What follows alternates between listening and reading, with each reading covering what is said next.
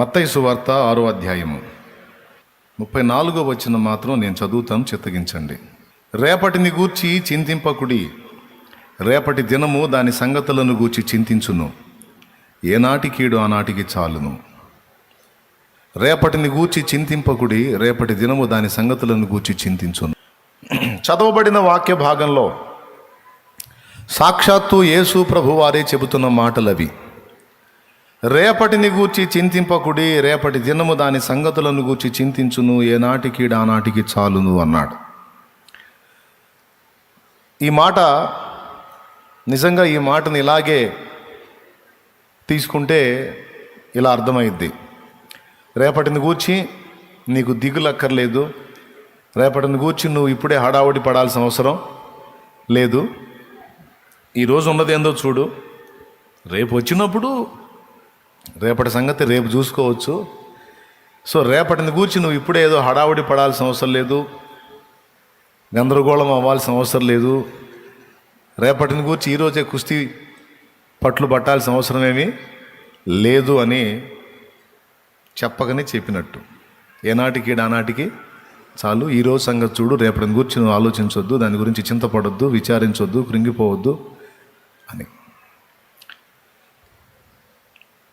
చింతపడొద్దు అనే దానికి బైబిల్లో ఇంకొక అర్థం కూడా కనపడుతుంది.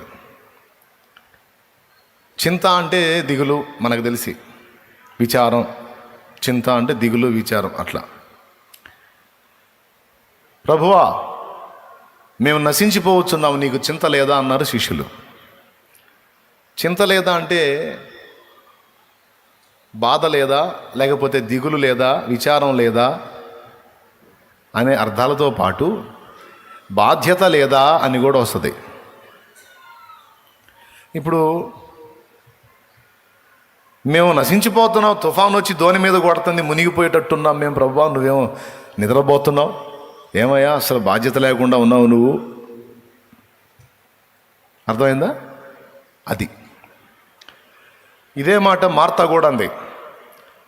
ఆమె నీ పాదాల దగ్గర కూర్చుని నేనేమో వంటగదిలో కష్టపడుతున్నాను, ప్రభువా నా విషయమై నీకు చింత లేదా అని అడిగింది. ఆమె కూడా, మార్త కూడా అడిగింది చింత లేదా అని. అంటే అర్థం ఏంటి? బాధపడొద్దా, దిగులు పడొద్దా, విచారపడొద్దా అని కాదు. బాధ్యతలు ఎరిగిన వాడివి, నీకు బాధ్యత తెలియదా? ఒక్కదాంతో కాదని నీకు తెలియదా? అట్లా అయ్యో బిడ్డ ఒక్కటే కష్టపడుతుందని బాధ నీకుంటే మరేమ్మా అని పంపించవు నువ్వు అని. అట్లాగే చింత అంటే దిగులు, విచారం మాత్రమే కాదు, బాధ మాత్రమే కాదు, బాధ్యత. ఆయన మిమ్మల్ని గూర్చి చింతించుచున్నాడని ఉంది. చింతించుచున్నాడంటే దిగులు పడుతున్నాడు, విచారపడుతున్నాడు, బాధపడుతున్నాడని తీసుకుందామా? వీటన్నిటికంటే ఉత్తమంగా ఆయన మీ విషయమై బాధ్యత కలిగి ఉన్నాడు అని తీసుకోవాలి. అర్థమైందా? దిగులు పడినా, విచారపడినా, బాధపడినా ప్రయోజనం లేదు. కానీ బాధ్యత తెలిసిన వాడు ఏం చేస్తాడంటే ముందు ఆ పరిస్థితుల్లోంచి మనల్ని బయటికి తెస్తాడు.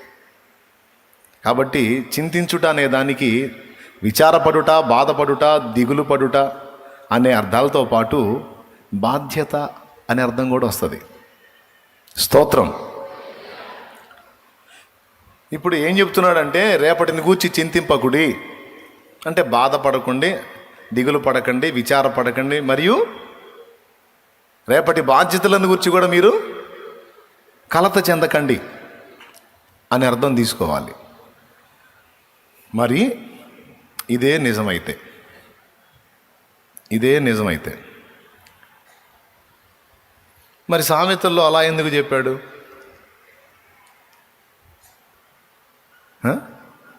ఇప్పుడు ఈ మాటను అక్షరార్థంగా తీసుకుంటే రేపటిని గురించి నువ్వు దిగులు పడొద్దంటే మరి బాప్తీసం ఎందుకు?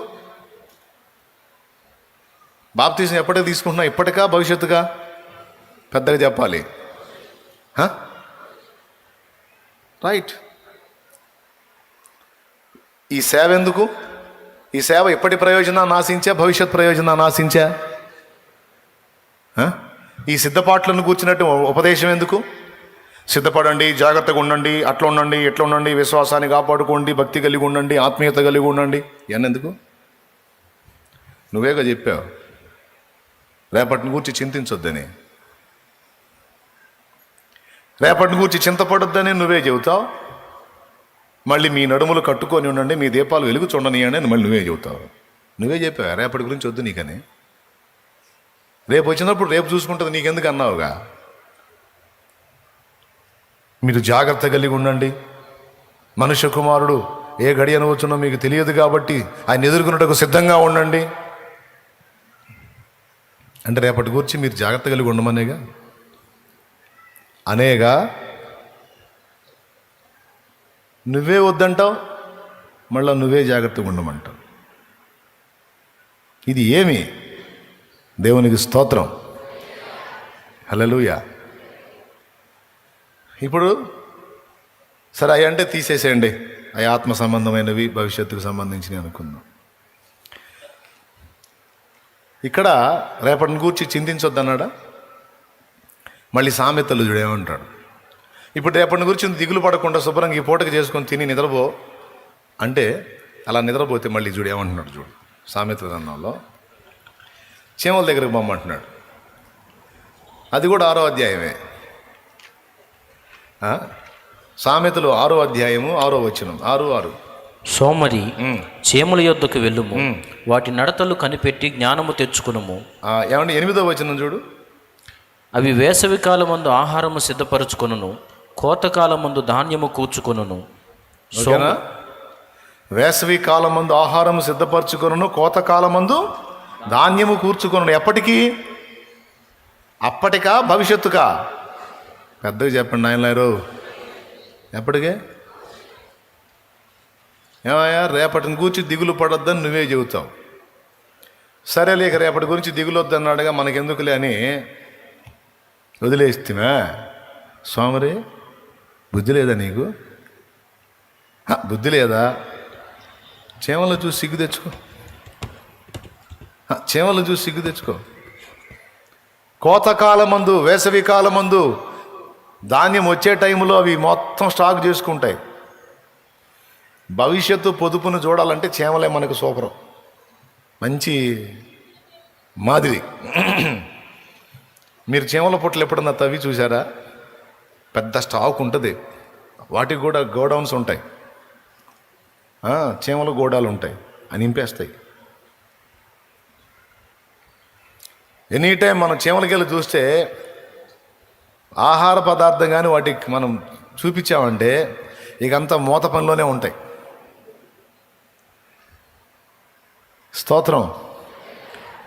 ఎట్లొచ్చిద్దో అంత బెల్లం మొక్కే ఇంట్లో నువ్వు 1/2 గంట ఆగి చూడు, ఎట్లా తెలిసిద్దో వాటికి. ఏమో ఏం లేదు, చీమలు సంచారం చేస్తూ ఉంటాయి, ఫుడ్ ఏడ దొరికిద్దా అని. ఏదన్నా ఒక్క చీమకు చిక్కితే చాలు, ఇక్కడ బెల్లం ఉంది, పెద్ద బెల్లం ముక్క. మనకేమో ఇంత ముక్క, వాటికేమో బెల్లం కొండ. సత్యనపల్లి దగ్గర బెల్లం కొండ ఉందిలే, వాటికేమో బెల్లం కొండ అన్నమాట. మరి దాని పరిమాణంతో పోల్చుకుంటే చీమ ఇంతే ఉంటుంది, చిన్నది. మనం ఇంత బెల్లపు గడ్డ వేసాం. ఇక చూడు అది పోయిది పరిగెత్తుకుంటూ పోయి ఆ గుంపు మొత్తాన్ని తీసుకొచ్చిద్ది. నిమిషాల్లోనే జరిగిద్ది ఇది. అది రావటం ఒక్కడ చూస్తే చాలు, పోయి పట్టుకొచ్చిద్ది మొత్తాన్ని, గుంపును పట్టుకొచ్చి 2 పనులు చేస్తాయి. పాసిబిలిటీ ఉంటే మొత్తం కలిసి పడి కొండను గల్లీటంటే చేస్తాయి. దాన్ని ఉన్నదన్నట్టు తీసుకెళ్ళటానికి కదిలే ప్రసక్తి లేదనుకో, ఒక పక్క నుంచి కోత మొదలు పెడతాయి. అన్నిగా అంతంత మొక్కల్ని కొరకటం. ఇక అదే డ్యూటీ. అసలు వాటి ఫీలింగ్స్ చూడాలి. అమ్మ బాబు ఎంత బిజీగా ఉంటాయో.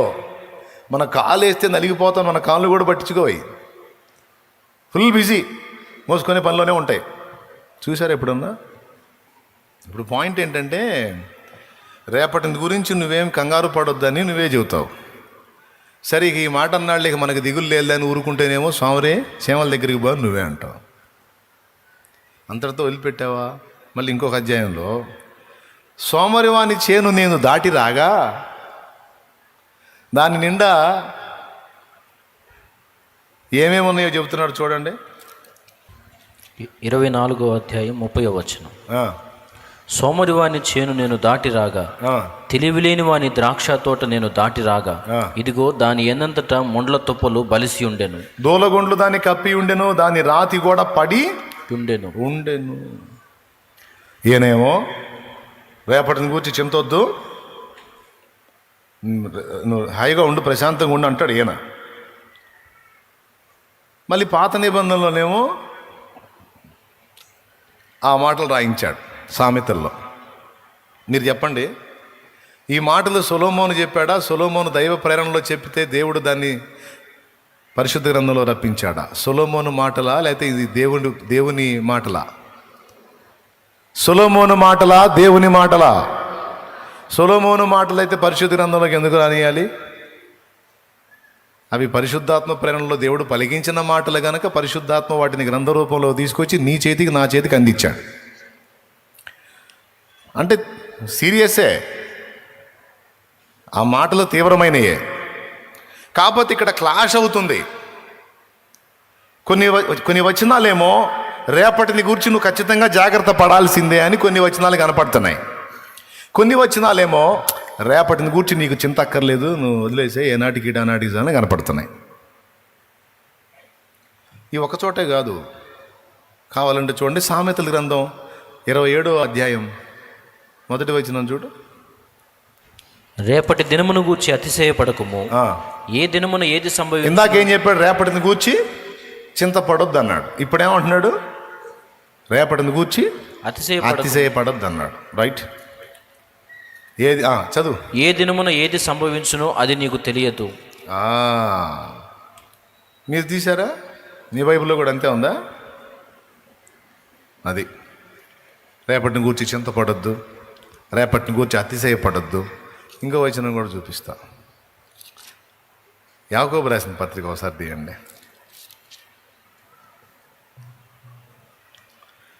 4:13 చదవండి. నేడైనను రేపైనను ఒకానొక పట్టణమునకు వెళ్ళి అక్కడ ఒక సంవత్సరం ఉండి వ్యాపారము చేసి. రేపు రేపు రేపు నేడైనా రేపైనా రేపు ఒక పట్టణానికి వెళ్ళి అక్కడ ఒక సంవత్సరం ఉండి వ్యాపారము చేసి లాభము సంపాదించము రండని చెప్పుకుని వారలారా. లాభం సంపాదించుకుందాం రండని చెప్పుకుని వారలారా. రేపేమి సంభవించునో మీకు తెలియదు. అద్దుగో, రేపేమి సంభవించునో మీకు తెలియదు. మీ జీవం ఏపాటిది, మీరు కొంతసేపు కనబడి అంతలో మాయమైపోవు ఆవిరి వంటి వారే.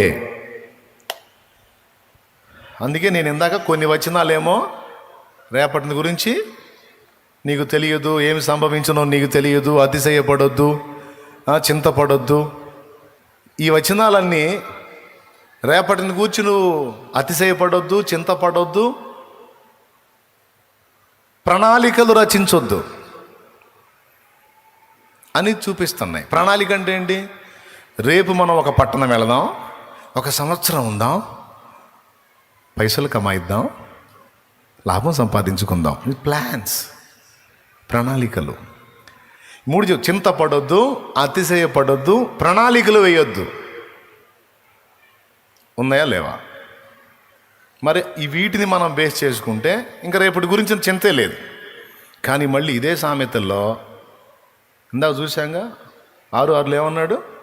సోమరి బుద్ధి లేదు, కష్టపడి సమకూర్చుకునేటప్పుడు సమకూర్చుకోవద్దు, ఇప్పుడు దాచిపెట్టుకుంటే రేపటికి పనికొస్తాయి అని ఆయన. ఏ క్యా హే? ఒక ధర్మ సందేహం. అసలు ఇలాంటిది ఒకటి ఉందని మీకు తెలుసా? ఇలాంటి ప్రశ్న ఒకటి ఉందని మీకు తెలుసా? తెలీదు. రైట్, అది చెప్పడానికి నేనుంది. దేవునికి స్తోత్రం. వినండి, చెప్తా. రెండు కరెక్టే. రేపటిని గూర్చి నువ్వు చింతపడొద్దు అన్నది కరెక్టే, రేపటిని గూర్చి నువ్వు చింతపడాలి అనేది కూడా కరెక్టే. ఎట్లా కరెక్ట్ అయింది? అయితే చింతపడొద్దు అనన్నా చెప్పాలి, లేదా చింతపడు అనన్నా చెప్పాలి. చింతపడొద్దు ఎలా కరెక్ట్ అయింది, చింతపడు అనేది ఎలా కరెక్ట్ అయింది? ఏదో ఒకటే కరెక్ట్ అయింది అనిపిస్తుంది, కానీ రెండు కరెక్టే. ఎలాగో చెప్తా.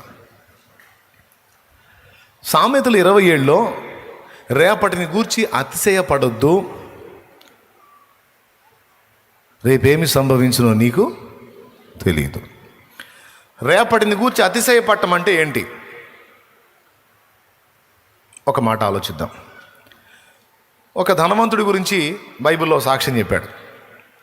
ధనవంతుడు ఒకడు ఉన్నాడు. ఆ సంవత్సరం వాడికి విస్తారమైన పంట పండింది. ముందే మంచి సౌండు.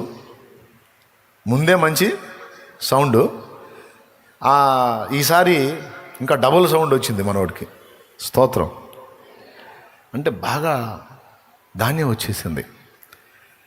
ఇక వాడు కూర్చొని అనుకుంటున్నాడు, ఈ సంవత్సరం పండిన పంట సంవత్సరాలకు సరిపోయిన పంట. ఇక పాత కొట్లు, పాత గూడాలు చూసుకుంటున్నాడు, గోడౌన్స్. ఇంకొక పదంలో గోదాము అని కూడా అంటారు. అవన్నీ చూసుకుంటా సరిపోయి ఉడదీసేయాలి, ఇంకా పెద్దవి కట్టించాలి. మామూలుగా వస్తే పెద్ద పంట వచ్చేసింది. ఈ కొట్లు తీసి కొత్తవి కట్టిస్తా, ధాన్యమంతా అందులో స్టాక్ చేపిస్తా. ఇక ఈ ధాన్యమంతా ఇందులో చేరిందంటే సంవత్సరాలకి ఇక నన్ను గలిచేవాడు ఉండడం, ఏంది అనేవాడు ఉండడం. ఇక తినటం, తాగటం, సుఖించటం. ఆడు చెప్పుకుంటున్నాడు అటు ప్రాణానికి ఏమని, నా ప్రాణమా ప్రియులారా. వాడు అనుకుంటున్నాడు, సంవత్సరాలకు సరిపడిన పంట పండింది, మంచిగా ఇక భద్రం చేసుకుంటాను, తింటాను, తాగుతాను, సుఖిస్తాను అనుకొని ప్రాణంతో చెప్పుకుంటున్నాడు, నా ప్రాణమా తినుము, త్రాగుము, సుఖించుము. విస్తారమైన ఆస్తి నీకు సమకూర్చబడి ఉన్నది, సుఖించుము, తినుము, త్రాగుము అని చెప్పుకొందును అనుకోనేను. ఇది రేపటిని గూర్చి అతిశయపడటం అంటే. అంటే విస్తారంగా సమకూర్చుకొని ఇదంతా పోగేశాను, ఇక నేను హాయిగా అనుభవిస్తాను, ఇక రేపటి కూర్చున్న నాకు దిగులు లేదు. కొంతమంది జాబు సంపాదించాను, నాకే ఇక రేపటి కూర్చుని నాకు దిగులు లేదు. పెద్ద బిజినెస్ పెట్టాను, రేపటి కూర్చున్న దిగులు నాకు. ఓయబ్బా లక్షల వడ్డీలకి ఇచ్చాను, ఇక రేపటి కూర్చుని నాకు దిగులు లేదు. మొత్తం నాకు 12 ఇళ్ళు ఉన్నాయి, 12 ఇళ్ళు పెద్ద మొత్తం కిరాయికి ఇచ్చా, నాకు రేపటి కూర్చి దిగులు. ఎందుకంటే ఇల్లు నేను ఉన్నంతకాలం ఇల్లు ఉంటాయి కాబట్టి ఆ ఇంటి కిరాయిలు తీసుకొని హాయిగా బతికేస్తా. నాకే అది రేపటిని కూర్చిన అతిశయం అంటే. అర్థమైందా? ఇక నాకేం అనుకోవటం. దాని గురించి ఏమన్నాడంటే, రేపటిని గూర్చి నాకు ఉంది, నేను ఎలా ఉన్నానో అలా ఉన్నాను అతిశయపడద్దు, రేపేమి సంభవించునో నీకు తెలియదు. అర్థమైందా? అది నిజమేగా. మరి ఏం జరిగిందో మీకు తెలుసు. ధనవంతుడి స్టోరీలో తన ప్రాణానికి తినుము, త్రాగుము, సుఖించుమని చెప్పుకుందాం అనుకున్నాడు. అయితే దేవుడు మాట్లాడుతూ వానితో అంటున్నాడు, ఓయి ధనవంతుడా, నా ప్రాణమా తినుము, త్రాగుము, సుఖించుము, అనేక సంవత్సరాలకు సరిపడా ఆస్తి నీకు సమకూర్చబడి ఉన్నదని చెప్పుకొనడానికి ఆలోచిస్తున్నావు. ఏది రేపటి నుంచి? పిచ్చోడా, ఈ రాత్రి నీ ప్రాణమును అడుగుతున్నారు. ఏ ప్రాణమునకు నువ్వు చెప్పుకుంటున్నావో, ఏ ప్రాణమా సుఖించమంటున్నావో, ఏ ప్రాణమా సంతోషించమంటున్నావో, ఏ ప్రాణమా తినుము త్రాగుమంటున్నావో ఆ ప్రాణము తీస్తా ఉన్నారు. ఈ రాత్రి నీ ప్రాణము నిన్ను విడిచిపోతుంది. నీ ప్రాణమును అడుగుచున్నారు, నీవు సిద్ధపరచినవి ఎవని వగునని అతనితో చెప్పాను. నిజమే. జీవితమంతా కష్టపడి రేపటికుండాలా అని రేపని ఈరోజు దేవుడిచ్చిన మనశ్శాంతిని, ఆనందాన్ని, ఆదరణకరమైన జీవితాన్ని కోల్పోయి అశాంతిలో, ఆవేదనలో, అన్వేషణలో, కలతలో బ్రతికేస్తూ ఉంటారు కొంతమంది. రేపు అని అలాగని సమకూర్చుకొని చివరికి ఆ రేపు అనేది లేకుండా ఈనాడే వెళ్ళిపోతే లాభమేమి? ఇప్పుడు చెప్పండి. మరి ఈ కోణంలో చూస్తే మరి ఇక రేపటికి దాచిపెట్టుకోవాలని ఈరోజు గందరగోళం అవటం సబబేనా? ఆయన అంటాడు, విత్తని పక్షులను నిత్యము పోషించుచున్నావు. జంతువులు పక్షులు రకరకాల జీవరాశులు. విశ్వాసంలో మనకంటే అవే ఎక్కువ. దేవుని యందలి విశ్వాసంలో మనకంటే అవే ఎక్కువ. ఎందుకు తెలుసా? ఆకాశ పక్షులను చూడండి, అవి విత్తవు, కొయ్యవు,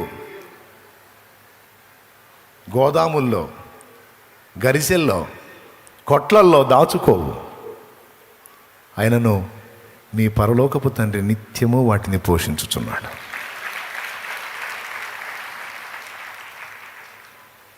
ఈ రోజుకు ఆహారం కోసం పొద్దున్నే లేచి కిలకిలారావాలతో దేవుని కృతజ్ఞతలు చెల్లించుకుంటాయి. ఆహారాన్వేషణకు బయలుదేరతాయి, అవి తింటాయి, పిల్లలకు పెడతాయి.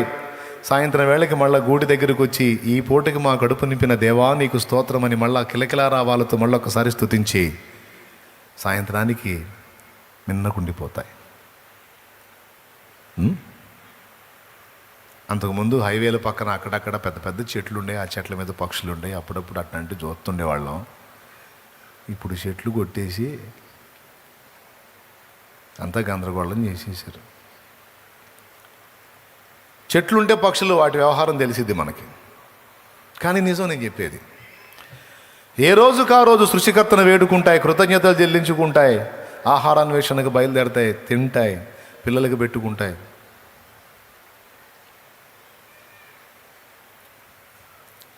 మనలాగా దిగులు పడవు, విచారపడవు. ఏ చిలకైనా మీరు చూడండి, చిలకలను చూడండి, ప్రార్థనా తోటలో ఉన్నాయి, చూడండి, పొయ్యి చూడండి, ఓండి కాస్త ప్రార్థన చేసుకుని అవి కూడా చూడండి. చిలకలు అంటే బంధించిన చిలకలు కాదు, న్యాచురల్ ప్యారెట్స్. దేశవాళీ చిలకలు న్యాచురల్గా అక్కడున్న తాటి చెట్ల మీద గూళ్ళు కట్టుకొని అసలు మామూలుగా ఉండవు. పొద్దున్నే చూడాలి వాటి సందడి. నాకు అనిపించింది, మనుషులు ఈయంతో సంపాదించి కూడా దిగులు పడి భయంకరంగా జబ్బులు పాలై గందరగోళం అవుతున్నారు. అవకాశాలు ఉండి కూడా రేపు వాన పడిద్దో తెలియదు, వరద వచ్చిద్దో తెలియదు, ఏం జరిగిద్దో తెలియదు వాటికి. కానీ ఈ రోజుకి అంత ఆహారం తిని అవి పడే పాటలు చూడాలా. ఏమి కిలకిలలో కళకళలో. బ్రదర్స్ స్తోత్రం. అసలు అంత ప్రశాంతంగా ఎలా, మీరు నమ్మండి నమ్మపోండి, నాకు అనిపించింది దేవుడు అవకాశం ఇచ్చి చిలకలాగా మారే ఛాన్స్ ఇస్తే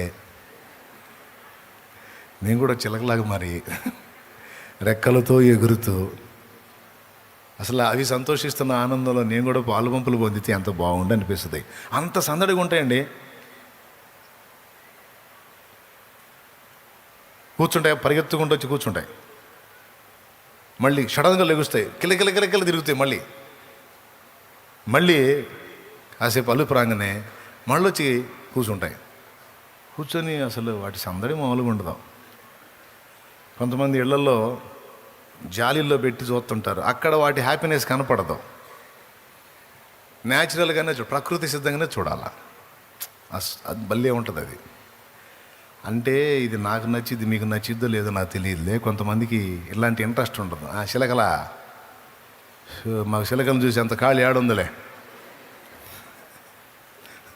నీ చిలకలు ఏవో కానీ ఇక్కడ మా చిలక ఎగిరిపోయేటట్టు. అసలు మా ఊరే చిలకలూరిపేట. దేవుని స్తోత్రం, హల్లెలూయా. సమృద్ధి, నాకు సంతోషం. వాటికి ఎంత విశ్వాసం. అమ్మో రేపు ఆనబడితే ఎట్లా, మనం ఎగరాతి కాదు, మన రెక్కలు తడిసిపోతాయి, మనకు ఆహారం దొరకదన్న చింత వాటికి లేదు. అవి ఎంత సృష్టికర్త మీద డిపెండ్ అయ్యాయి. నిజమే, ఇన్ని జాగ్రత్తలు చేసుకొని ఇన్ని కుస్తీలు పడే మనకన్నా పస్తు ఉంటుందేమో కానీ వాటికి పస్తు ఉండదు. మరి ఎట్లా లైన్ చేస్తాడో ఏమో, ఏ రోజుకు ఆ రోజు ఆ చిన్ని పొట్టలకు కావాల్సిన ఆహారం రెడీ చేసి అందిస్తాడు ఆయన. వాటి విశ్వాసాన్ని ఆయన సిగ్గుపరచలేదు. చూడండి, అందుకే భక్తుడు పాడుకున్నాడు, విత్తని పక్షులను నిత్యము పోషించుచున్నావు, విత్తని పక్షులను నిత్యము పోషించుచున్నావు, నీ పిల్లలు వాటి కంటే శ్రేష్ఠులే కదా, నీ ఉన్నంత వరకు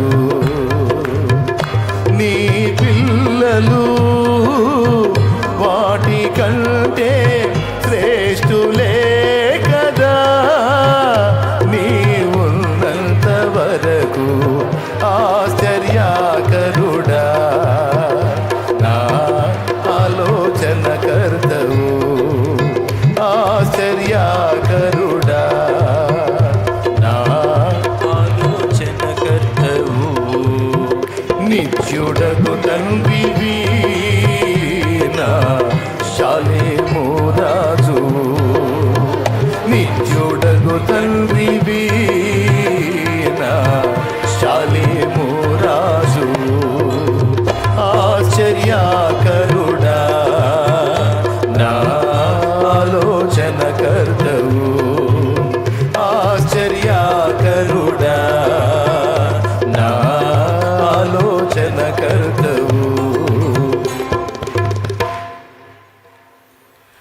కాబట్టి రేపటికి దాచిపెట్టుకున్నామన్నా అతిశయం లేదు, రేపటికి లేదు ఎట్లా అని భార్య చిలక భర్త చిలకతో వాపోయి దిగులు పడి పీడించింది లేదు. ఏమండి, మనకి వారం రోజులకి దిగులు లేదులేండి అని ఆనందపడ్డది లేదు, అతిశయము లేదు, మరియు చింత కూడా లేదు. అంటే నేటికి దేవుడే, రేపటికి దేవుడే, ఎల్లుండికి దేవుడే, ఆ తర్వాతి రోజు కూడా. అలాగని గూట్లో కూర్చో అనుదిన ఆహారం అన్నాడు. ఆహారం ఇవ్వు అని ప్రార్థన చేయటమే కదా, ఆహారాన్ని పొందడానికి పక్షి ఏం చేసిద్ది, వెతుక్కొని దేవుడు ఎక్కడ దాచాడో తెచ్చుకొని తిని హాయిగా. నీకు నాకు మనకి కూడా దేవుడు సిద్ధపరిచాడు, ఏ రోజుకి ఆ రోజు సిద్ధపరిచాడు. కాబట్టి మనకు విశ్వాసం ఉండదు, పక్షికున్న విశ్వాసం మనకు ఉండదు. అదే విశ్వాసంతో పక్షి తన జీవితకాలం కంప్లీట్గా బతికేస్తుంది హాయిగా. ఎందుకంటే రేపు అనే దాన్ని దేవుని చేతికి అప్పచెప్పేస్తుంది. మరి ఇందాక నువ్వేదో రేపటి గురించి జాగ్రత్త కూడా పడాలన్నావు, మళ్ళీ రేపటి గురించి దేవుడికి వదిలేస్తుంది అంటున్నావు. ఏమైంది శాలేమన్నా రాత్రి ఆల్నైట్ చేశావు అని అనుకోవద్దు. వస్తా, అక్కడికి కూడా వస్తా. ఇక్కడ 2 రేపట్లను కూర్చున్న సంగతి ఉంది మన దృష్టిలో. ఒకటి అక్షరార్థమైనటువంటి రేపటిని గూర్చి, అంటే ఈ శరీర సంబంధమైన జీవితానికి సంబంధించి రేపటిని గూర్చిన సమాచారం. మరొక రేపటిని గూర్చిన సమాచారం శాశ్వతత్వానికి సంబంధించిన రేపటిని గూర్చిన సమాచారం ఉన్నాయి, 2 ఉన్నాయి అక్కడ. శరీరానుసారమైన రేపటిని గూర్చి నువ్వు చింతింపవలదు, కానీ రేపు ఆత్మ సంబంధంగా మనం ఎదుర్కోబోతున్నటువంటి దినములు మరియు మహిమ శరీరంతో మనం పొందబోతున్నటువంటి రోజులు, ఆ భవిష్యత్తు కోసం మాత్రం నువ్వు ఇక్కడ ఎప్పటికప్పుడు జాగ్రత్త పడాలి. శరీర సంబంధమైన రేపటిని గూర్చిన చింత నీకొద్దు. దాని విషయంలో పక్షిని చూడు, రేపటిని గూర్చి చింతపడదు, గరిసెల్లో దాచిపెట్టుకోదు, కృంగిపోదు, విచారపడదు. కానీ మీ పరలోకపు తండ్రి ఏ రోజుకి ఆ రోజు దానికి అన్ని గింజలు అంత ఆహారం పెడతా ఉన్నాడు. మీరు అనేకమైన పిచ్చుకల కంటే శ్రేష్టమైన వారు అన్నాడు. పిచ్చుక కోసం ప్రాణం పెట్టాలా నేను నా కుమారుడా నీ కోసం పెట్టా. ఒక చిలక, పక్షి, గ్రద్ద, కాయకు కోసం నేను ప్రాణం పెట్టలా నా కుమారి నీ కోసం ప్రాణం పెట్టా. మరి ఎన్ని పక్షుల కంటే నువ్వు నాకు శ్రేష్టం చూడు.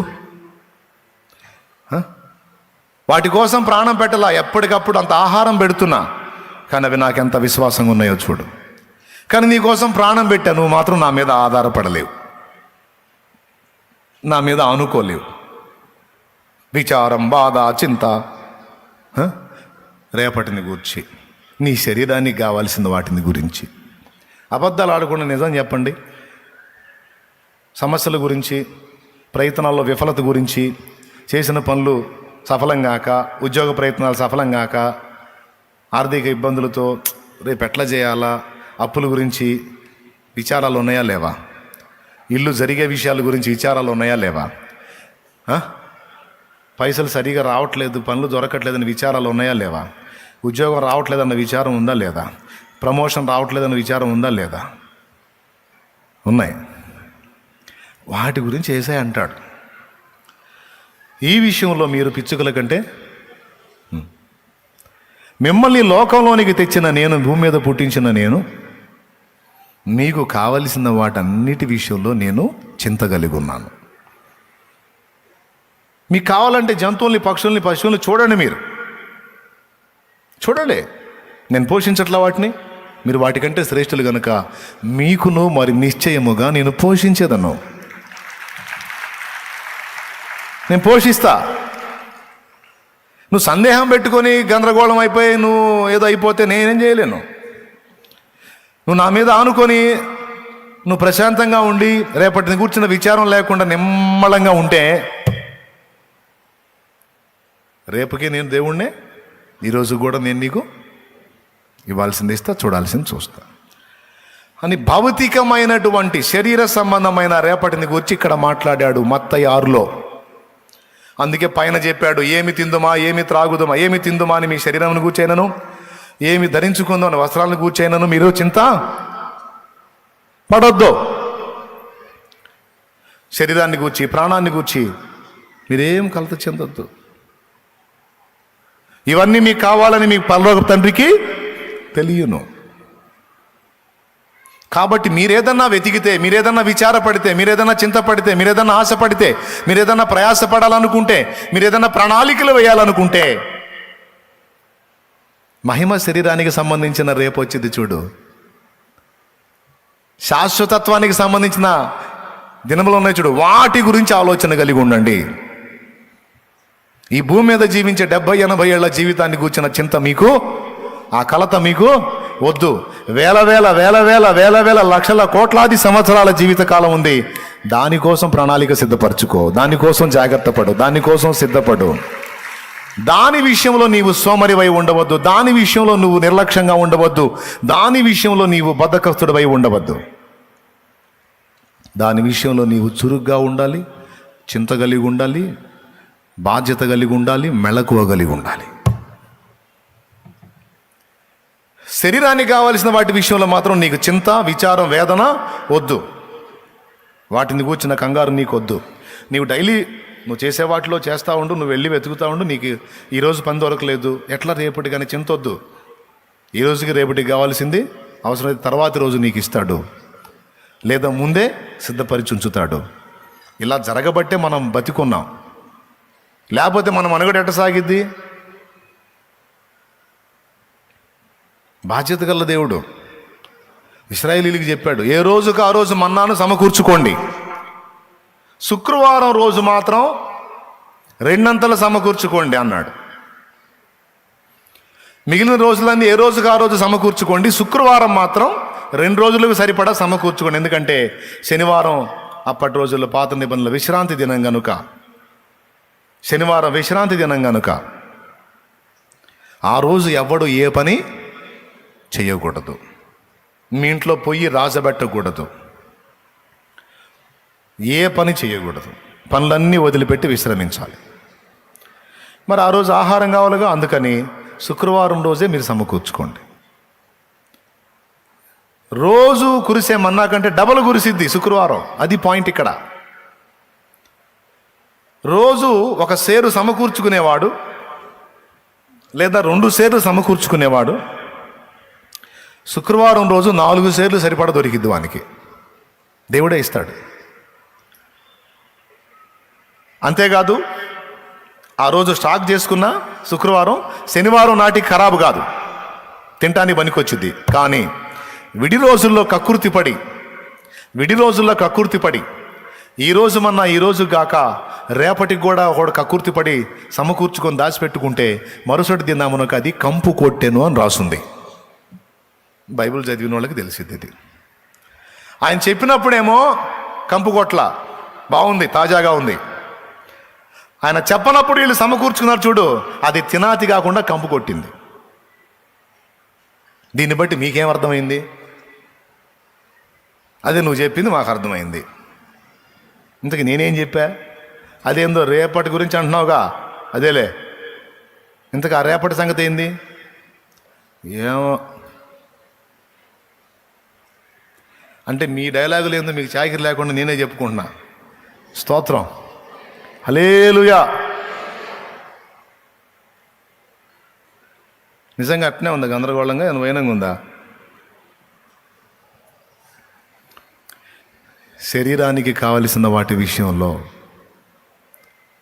శనివారం రోజు పని ఆపేయమన్నాడు గనక ఆ శనివారం రోజు కూడా నీ కడుపు నింపడానికి శుక్రవారమే లైన్ చేశాడు ఆయన. అట్లా ఇన్నేళ్ళు మనకి 4 రోజులు పని దొరకదు అనుకుంటే ఆ 4 రోజులకు కావాల్సింది ముందే ఇచ్చాడు ఆయన. అందుకే అది తిని బతికాం. మరి కరోనా కాలంలో ఎంత కరువు? పనులు చేశారా? పిలిచేవాడు ఉన్నాడా? అయ్యా పని ఉందా అంటే, ఓరా నాయన పని ఉంటా పని సత్తంపు కాదండి, ఇంట్లో లేదండి. ఓరి నాయన నువ్వు ఏడున్నావురా, నేను ఏడాడు తిరిగి వచ్చా పోరా బాబు. ఎవడు కూడా పరిగెత్తడం అయిపోయింది. స్తోత్రం. కానీ ఎలా గడిచిందండి ఇల్లు? అసలు ఆశ్చర్యం అండి. ఏ కరోనా లేకుండా ఏ రోజుకి ఆ రోజు పనులు దొరుకుతుంది. ఈ దినాల్లోనే ఒక రోజు గడితే ఒక రోజు గడవట్లా కొంతమందికి. మన అంతలా ఒక కరోనా దగ్గర 2 సంవత్సరాలు, మరీ 1 సంవత్సరం అయితే కఠినం. కానీ ఎట్లా జరిగింది? అసలు ఎట్ట బతుకున్నారు? కరోనాతో కొంతమంది పోతే కరువుతో కొంతమంది పోయాల్సి ఉండే అని పోనీలా. అందుకే పాట పాడుకున్నాం మనం.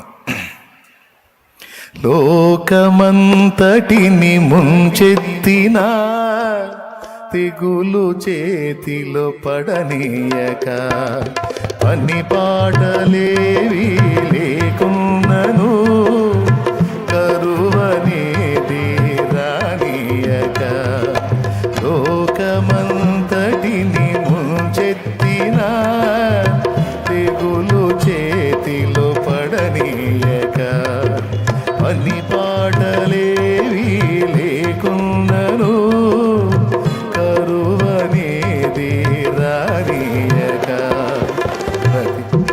స్థితిలో తినుదాని కంటే అనుకూల స్థితిలో, తినుదాని కంటే ప్రతికూల స్థితిలో సమృద్ధినిచ్చావు, ప్రతికూల స్థితిలో సమృద్ధినిచ్చావు. నీకే స్తోత్రమయా ప్రియమైన యేసయ్యా, నీకే స్తోత్రమయా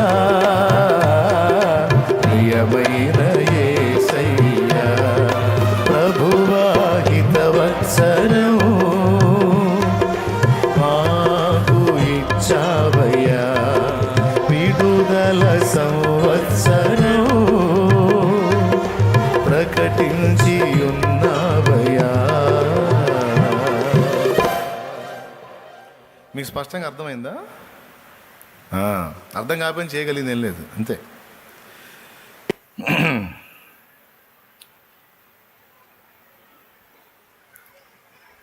కరోనా కాలంలో ఎట్ట బతికామండి? కరోనా రాకపోయినా పర్వాలేదు, కరువు వచ్చింది కదా.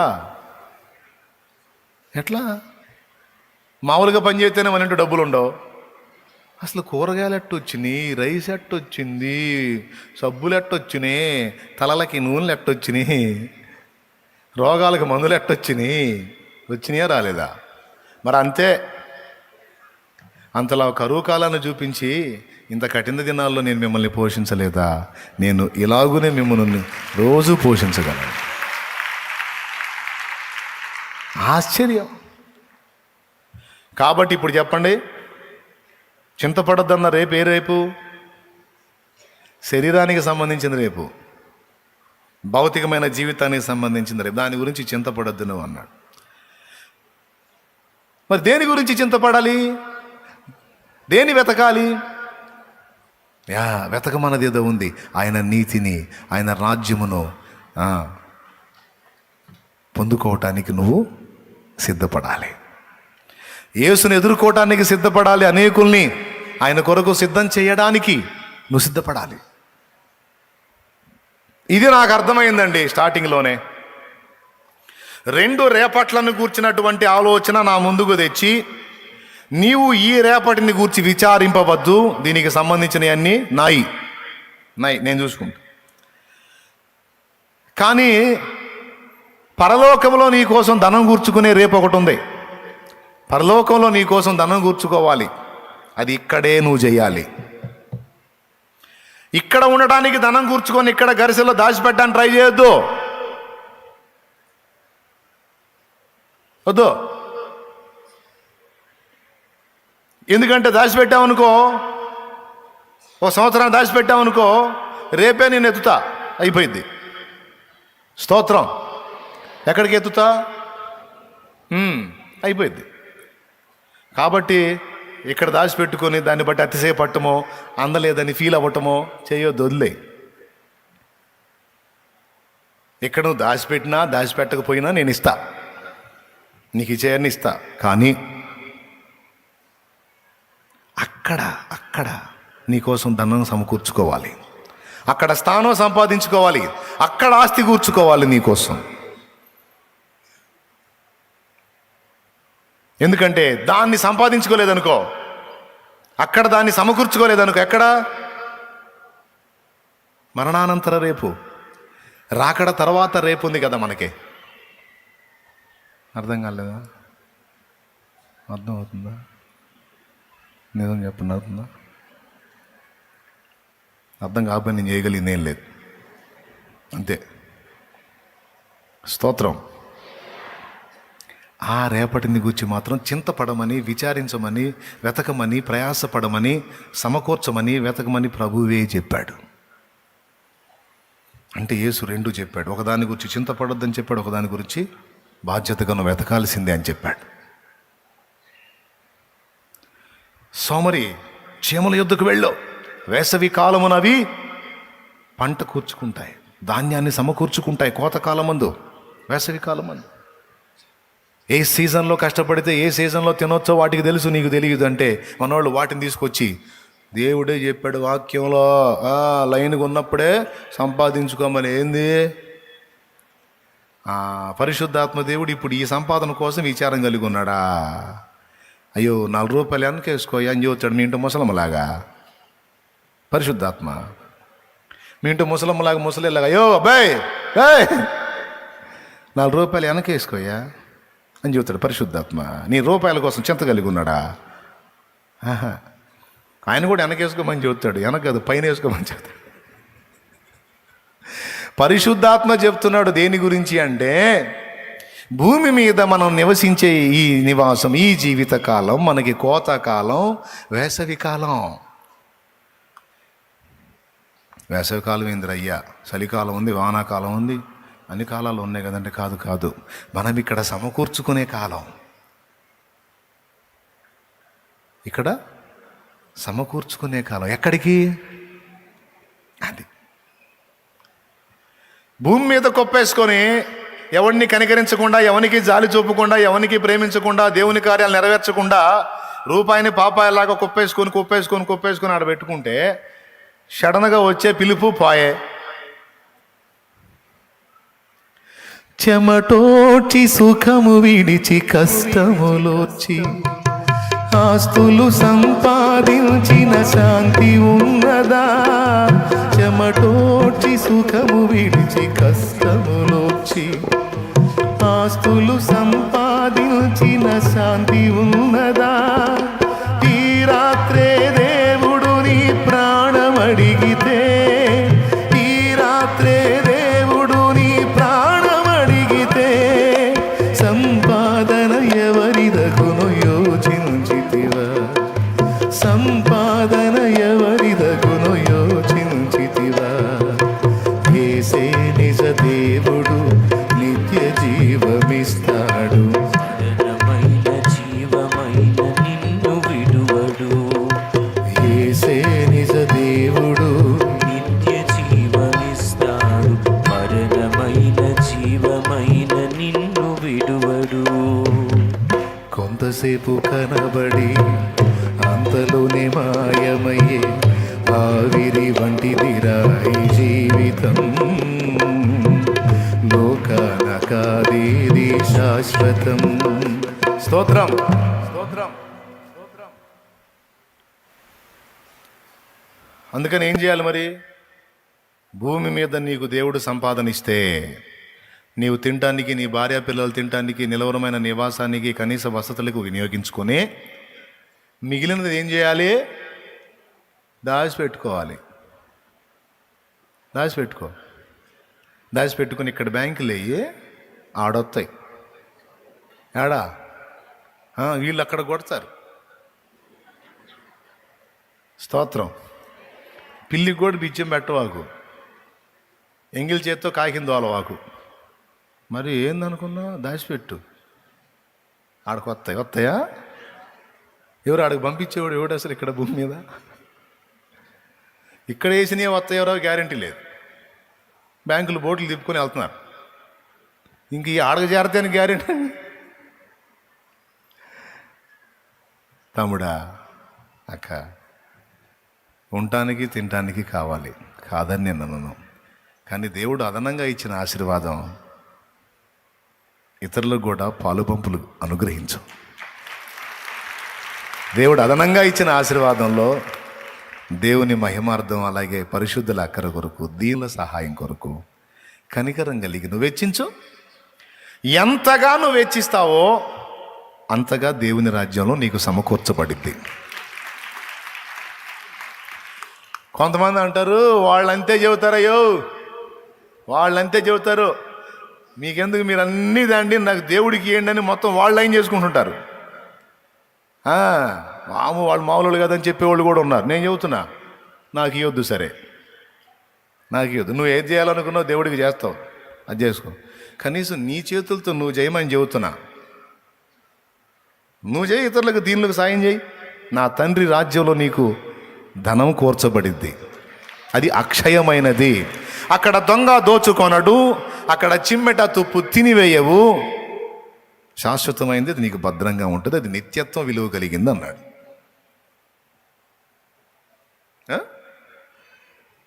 నేనేం చెబుతున్నా? కనికరాన్ని నేర్చుకోండి, త్యాగబుద్ధిని కలిగి ఉండండి. నేను నా ఇల్లు అన్న ధోరణి కాదు, నేను నా సమాజం అన్న ధోరణికి రండి అని పిలుస్తున్నానండి. ఇంతమంది ఉన్నారేడా, అందరి హృదయాలు నిజంగా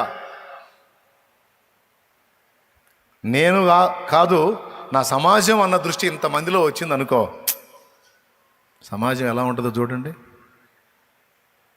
పాయింటా కదా? అదే కదా దేవుడు కోరుకుంటుంది. ఆ ప్రేమ, ఆ కనికరం, ఆయన మహిమను వెతికే తత్వం, త్యాగబుద్ధి, ఇదే కదా దేవుడు వెతుకుతుంది. అన్నిటికంటే ముఖ్యమైనది ఆ ప్రేమేగా. ధనవంతుడు అగ్నిగుండానికి ఎందుకు పోయాడు? కనికరం లేనందుకు, ప్రేమ లేనందుకు. తన ఇంటి వాకిటి దగ్గర పడున్నటువంటి దరిద్రుడైన లాజరుని చాలా కాలం చూశాడు, కానీ ఒక్క పూట కూడా అంత రొట్టె ముక్క తెచ్చి అతని చేతికి ఇచ్చిన పాపానుభవాల దరిద్రుడు. ఇప్పుడు ఎవడు దరిద్రుడు, ఎవడు ధనవంతుడు? వాడికి అంత ఆస్తి ఉండి, అంత సంపద ఉండి, చిన్న రొట్టె ముక్క తెచ్చి ఆ దీనుడికి, దరిద్రుడికి పెట్టలేని వాడి ధనం ఉండిననేమి మండిననే. వాడు నిష్ఠ దరిద్రుడే కదండి. అయ్యాడు, నిజంగా నిష్ఠ దరిద్రుడు అయ్యాడు. ఎంత దరిద్రుడు అంటే ఒక చుక్క నీటి కోసం అడుక్కోవాల్సి వచ్చింది. వాడు అడుక్కున్న దక్కల. ఎంత దరిద్రుడు అయిపోయాడు చూడు. కానీ ఇక్కడ దరిద్రుడిగా ఉన్న లాజరు సమృద్ధిలోకి వెళ్ళిపోయాడు. అబ్రహామే చెప్పాడు, నువ్వు అక్కడ యాతన పడుతున్న వాడు ఇక్కడ సుఖపడుతున్నాడని. ఏమర్థమైందా ఎలారా? కనికరం, ప్రేమ. ఇక్కడ ఉన్నదాన్ని దేవుని కొరకు, దేవుని పిల్లల కొరకు వెచ్చించి అక్కడ సంపాదించుకోవటం అనే దాన్ని మనం ఆ రేపటిని కూర్చిన చింత, ఆ విషయమైన బాధ్యత మనం కలిగి ఉండాలి. ఇక్కడ సామెతల్లో చెప్పిన విషయం కూడా అదే. భూమి మీద ఉన్న కాలం వేసవి కాలం అన్నాను నేను. అంటే ఏం కాలం? నిత్యత్వానికి కావలసిన సరుకులను సమకూర్చుకునే కాలం. అది పాయింట్. ఎక్కడికి?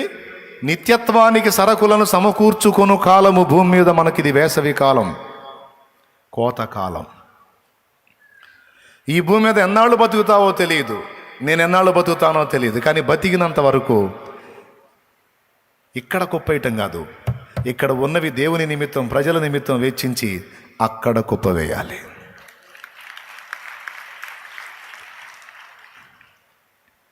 ఇది వాస్తవమైన విషయం.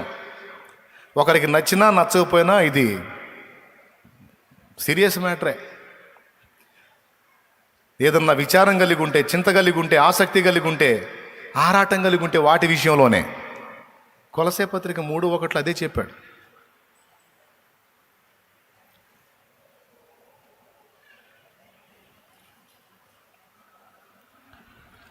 మీరు క్రీస్తు యేసుతో కూడా లేపబడిన వారైతే పైనున్న వాటిని వెదకుడి. చాలు.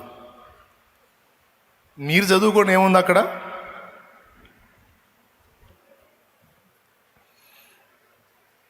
మీరు క్రీస్తుతో కూడా లేపబడిన వారైతే భూమి మీద ఉన్న వాటిని వెతికి దాచిపెట్టుకున్నానాడా? వదిలేయండి. వీటి గురించి విచారం ఏంటి? నీకు సిద్ధపరిచినే దేవుడు సిద్ధపరిచే ఉంచాడు. ఇక్కడ తగిన కాలమందు నీ అప్పులకు కావాల్సిన డబ్బు దొరికిద్ది, నీకు కావాల్సిన ఉద్యోగ ప్రయత్నంలో సఫలత దొరికిద్ది, నీకు కావాల్సినవి అన్నీ దొరుకుతాయి. పద్దాకల వాటి గురించే మాట అంటున్నారన్న. అంటే పడు 4 మాటలు పడు, రేపు సాక్ష్యం అదేగా. మరి అంత సున్నితమైతే ఎట్టా? పడు, రేపు సాక్ష్యం చెప్పొద్దు సంతోషంగా. అసలు ఏ మాట పడకుండా ఏం జీవితం అండి? నాకు అర్థం కాదు. కనీసం కొన్నన్నా చేదైన అనుభవాలు చెప్పుకోవడానికి సాక్ష్యాలు ఏం బతుకు? అసలు ఏం బతుకది నాకు అర్థం కాదు. మీరు చెప్పండి, అసలు అది లైఫేనా? నేనండి పుట్టిన దగ్గర నుంచి సచ్చిన దాకా ఇంత నొప్పి కూడా లేదండి, ఇంత బాధ కూడా లేదండి, ఇంత ఇబ్బంది కూడా లేదండి. నాకు అన్ని విషయాల్లో హాయిగా సాగిపోయిందంటే అవునా, నిజంగా ఇది చాలా నాకు మాదిరిగా ఉందని ఎవడన్నా అంటాడా? నాకు చాలా ఆదరణ కలుగుతుందని ఎవరన్నా అంటారా? బ్రదర్, అప్పులు నీకే కాదు నాకు కూడా ఉన్నాయి. మాటలు పడ్డది నువ్వే కాదు, నేను కూడా. ఇంట్లో ఉన్న వస్తువులు కూడా ఎత్తుకొని పోయారు. బ్రదర్, నీకు ఇంకా ఎత్తుకొని పోలేదు, వస్తువులు ఎత్తుకొని పోయారు, గందరగోళం చేశారు. కానీ నా దేవుడు కనికరించి నన్ను అవమానపరిచిన వారందరి ఎదుట నా తలని ఎత్తాడు. బ్రదర్ అని చెప్పును. అప్పుడు ఆల్రెడీ ఆ బాధలో ఉన్నాడికి ఏం అనిపించింది? ఇతనికి సాయపడ్డ దేవుడు నాకు కూడా, బ్రదర్ నీ మాటలతో నేను ఆదరించబడ్డాను. అట్ట కాకుండా అప్పులేని నీకు అప్పులు నాకైతే లేవయ్యా, దేవుడి దేవల్ల లేవు. పుట్టిన దగ్గర నుంచి ఇప్పటిదాకా హాయిగా అసలు ఏ అప్పు లేకుండా ఉన్నానంటే అబ్బా నాకెంత ఆదరణగా ఉందో అంటాడా? చెప్పలేమండి. ఏమంటాడు? ఈడేవుడు దొరికాడు రా నాయన నాకు. బాధపడతాడు. నిజంగా నీలాంటి జీవితం వాడికి లేనందుకు ఫీల్ అవుతాడు.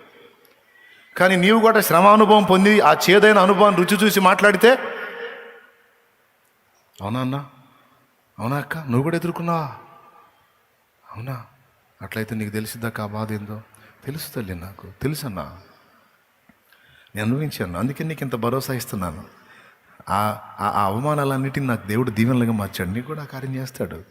ఇవి చూడు, ఈరోజు నన్ను చూస్తున్నావు కదా, నిజంగా అంతా ఎట్లా తట్టుకున్నావు అన్నా? సామాన్లు కూడా బయటేశారా? బయటేసేది బండ బూతులు తిట్టి ఎట్లా పడితే అట్లా మాట్లాడి కేసులు పెడతామని అసలు చొక్కా పట్టుకొని గందరగోళం చేసి, అమ్మో ఎట్ట తట్టుకున్నావు అన్నా? దేవుడితో నాకు ఇంకా అంత ఇది జరగలేదన్నా. కానీ ఏం చేద్దాం, తట్టుకున్నా. ఆయనకి వెళ్ళే చూసా, కన్నీళ్ళు గార్చా, ప్రార్థన చేశా. తర్వాత ఒక అద్భుతం చేశాడు. ఫలానా విధంగా సాయం దొరికింది, మొత్తం వాడికి ఇచ్చేసా. వాళ్ళ ముందు తల ఎత్తుకొని తిరుగుతుంది. ఈరోజు నన్ను చూస్తే వాళ్ళు తలదించుకొని పోతున్నారు. ఈరోజు నన్ను చూస్తే వాళ్ళు తలదించుకొని పోతున్నారు. అయ్యయ్యో ఇంత మంచివాడిని అవమానపరిచామని. వాళ్ళు సిగ్గుపడుతున్నారు నన్ను చూస్తే. నేను సిగ్గుపడట్లా, నేను నవ్వుతున్నా వాళ్ళని చూసి. నేను పలకరిస్తున్నాను ప్రియంగా, బాగున్నారా అని. ఆయన చొక్కబట్టుకొని లాగాడు, ఆయన కూడా పలకరిస్తాను నేను. ఆ మధ్య వారికి ఏదో అవసరం అయితే కూడా సాయం చేశాను నేను. నాకెళ్ళి చూడలేడు, ముఖంలో చూడలేడు. ఇప్పుడు నేను ఇటు మాట్లాడుతుంటే అటు తిరిగి మాట్లాడుతుంటాడు. సిగ్గు పాపం, నాకు అవమానపరిచాడు కదా. నన్ను అవమానపరిచిన వాళ్ళు నా ఎదుట తల దించుకునేటట్టు చేశాడు నా దేవుడు. నా తమ్ముడా, నా చెల్లి, నిన్ను కూడా అలాగ కృపనిస్తాడు. ధైర్యం తెచ్చుకో, ఆయన ఉన్నాడు కదా. అంటే అనేక మందికి ఆదరణ అది. కనీసం ఏదో ఒక కోణంలో చేదైన అనుభవాలు లేకపోతే అసలు ఏం జీవితం అది? నేను అందుకే చెప్తున్నా, జీవితానికి, నీ జీవితానికి మాధుర్యం ఎలా తేవాలో యేసయ్యకి తెలుసు. నీకెందుకు, నువ్వు ఆయనకెళ్ళి చూడు. అర్థమైందా? నీ జీవితానికి వన్నె, పరవశం, పరిమళం, మాధుర్యం ఎలా తేవాలో ఆయనకు తెలుసు. కాకపోతే కొంచెం సెగ తగులుతున్నప్పుడు కొంచెం ఇబ్బందిగా ఉంటుందిలే, నాకు కూడా తెలుసు. ఆయన తట్టుకోవాలా. నేనైతే మరీ దారుణం, ఏకాంతంలో కూర్చొని ప్రభుని నమ్ముకున్నాకే అయితే విశ్వాసం లేదు, సేవలోకి రాలా. నాలాంటోడు ఒకడు బతకటం అవసరం అంటావా అని ఒకసారి ఎన్నిసార్లు ఏడ్చాను. నన్ను చంపరాదా అని ఏడ్చా. నాకై నేను చేస్తే ఆత్మహత్య అయింది, తీర్పులోకి వస్తా, నరకానికి వెళ్ళాల్సి వచ్చింది. నా ప్రాణం నువ్వు తీసుకోరాదా దేవా అని ఏడ్చా. నమ్ముతారా? నమ్మరు. ఇప్పుడు ఎవరిక నువ్వు అట్టెందుకు అంటావులే కానీ. మరి అట్టున్నప్పుడు పరిస్థితి, హలో నిజమే. కానీ ఆయన చూడు, ఆయన ప్లాన్లు మనకు తెలియదుగా. అప్పుడు లైఫ్ అది, ఆ చేదు అది మింగలేకపోయా, దానికంటే పోయింది మేలు అన్నట్టుగా ఉంది పరిస్థితి. కానీ ఆ చేదైన అనుభవాలు మధురమైన, మాధుర్యమైనటువంటి సాక్ష్యాలుగా మారిపోవడానికి దేవుడు ఆ కార్యాలన్నీ కలిపి రప్పించాడు. ఈ బతుకి అవన్నీ కలిపి ఈ అనుభవాలను, ఈ విలువలను తీసుకొచ్చాయి. ఫైనల్గా నీ లైఫ్కి మాధుర్యాన్ని ఎలా తేవాలో ఆయనకు తెలుసు. దానికి సంబంధించిన అనుభవాలన్నీ నీకు లింక్ చేశాడు. అవన్నీ ఎదురవుతాయి, కొన్ని చేదుగా అనిపిస్తాయి, కొన్ని మధురంగా ఉంటాయి. తట్టుకో. మధురమైన అనుభవాలు నీకు మాత్రమే ఆనందం, చేదైన అనుభవాలు నీ తోటి వారికి కూడా ఆదరణ. ఓకేనా? దేవుడు బాధ్యత కలిగే ఉన్నాడండి. నీ ప్రయత్నాలు నువ్వు చేయి, బతకడానికి కావాల్సిన ఫైటింగ్లన్నీ నువ్వు చేయి. ఆయన నీకు ఇవ్వాలనుకున్నవన్నీ నీకు అందిస్తాడు. అయితే వాటితో పాటు ఇంకొక ఆలోచన కూడా కలిగి ఉండు. నేను బతకాలి, నా ఇంటి వారికి అంత పెట్టుకోవాలి ఆహారం అనే కాదు, నా తండ్రి కృపనిస్తే 10 మందికి చేయాలి, దేవుని కోసం చేయాలి, దేవుని పని చేయాలి, దేవుని మహిమ కోసం చేయాలి, పరిశుద్ధుల కోసం చేయాలి, దీనుల కోసం చేయాలి, అభాగ్యుల కోసం చేయాలని గుండెల్లో ఆశ మాత్రం కలిగి ఉండు. ముందు ఉన్నంతలో చేస్తూ ఉండు. ఆయన చూస్తాడు. నీ పిడికిలితో నువ్వు ఇస్తూ ఉండు, ప్రజలకి, దీనులకు సాయం చేస్తావు. నీ పిడికిలితో నువ్వు దేవుని పనికి కూడా తోడ్పాటు అందిస్తూ ఉండు. ఆత్మల రక్షణ కొరకు తోడ్పాటు అందిస్తావు నీ పిడికిలితో. దిక్కులేని వారికి నీ పిడికిలి విప్పు, విధవరాండ్రకు నీ పిడికిలి విప్పు, వృద్ధులకు నీ పిడికిలి విప్పు, తల్లిదండ్రుల్ని కోల్పోయిన అనాథలకు నీ పిడికిలి విప్పు, రోగులై ఉండి తమను తాము కాపాడుకోలేని స్థితిలో ఉన్న దీనులకు, నీ సొంత పిల్లలు నీ కన్నవారు అలాగుంటే చూడలేవు కాబట్టి వారిని అలాగునే భావించి నీకున్నదానిలో నీ పిడికిలి విప్పు. నా తండ్రి చూస్తాడు. నా తండ్రి చూసి నీ పిడికిలితో నువ్వు ఇస్తున్నవన్నీ చూసి ఒక్కసారి ఆయన పిడికిలి విప్పుతాడు. నీ పిడికిలి నువ్వు విప్పి అనేక దీనులకు నువ్వు సహాయం చేస్తూ దేవుని పని కొరకు అటు దీనులకు 2 విధాలా నీవు చేస్తున్నది చూసి ఒక్కసారి తన పిడికిలి విప్పాడంటే అది నీవు పట్టజాలనంత దీవెన. ఎందుకంటే నీ పిడికిలి యేసయ్య పిడికిలి ఒకటేనా? పెద్దగా చెప్పండి. మీ మొత్తం కలిపి ఎన్ని పిడికిళ్ళు వేసినా సరే ఆయన గోరంత రాదు. అంత పెద్ద చెయ్యి అయింది. ఆ బలమైన చేత్తో ఒక్కసారి అట్లా పోసాడంటే నీ వల్లగా దాన్ని దాచటం.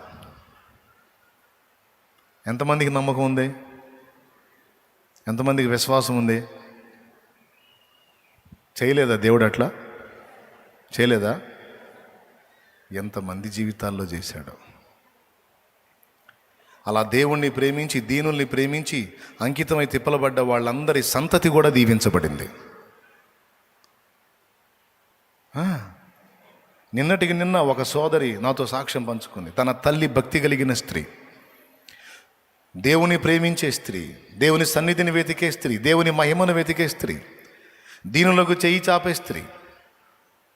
ఆ దీనురాలి యొక్క ఆశీర్వాద ఫలం తన పిల్లల మీదకి వచ్చింది, తన ఇంటి మొత్తం మీదకి వచ్చింది. తన సంతతి దీవించబడి ఒక గొప్ప భూమి మీద ఉన్న జీవితంలో కూడా ఒక ఉన్నత జీవితాన్ని దేవుడు వారికి ఇచ్చాడు. ఆధ్యాత్మికంగా కూడా వారు అద్భుతంగా ఉన్నారు.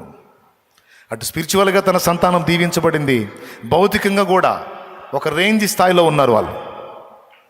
నాకు ఆశ్చర్యం వేసింది.